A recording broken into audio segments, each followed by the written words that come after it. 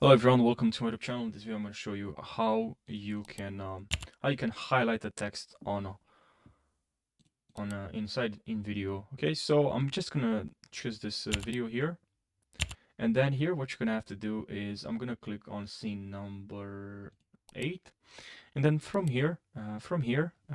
want to highlight the text, I'll highlight this text right over here, and now here it's gonna pop up this, and I'll just click on highlight. But now what about the color? Well, just click on here on text, and then here you're gonna see this color to change. It just disappeared, so let me try again.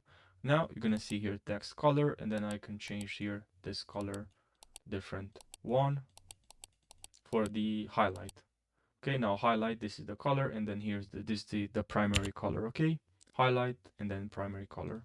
Okay, I hope you found this video helpful. If you have more questions, leave your questions down below, and I'll see you now in the next InVideo tutorial.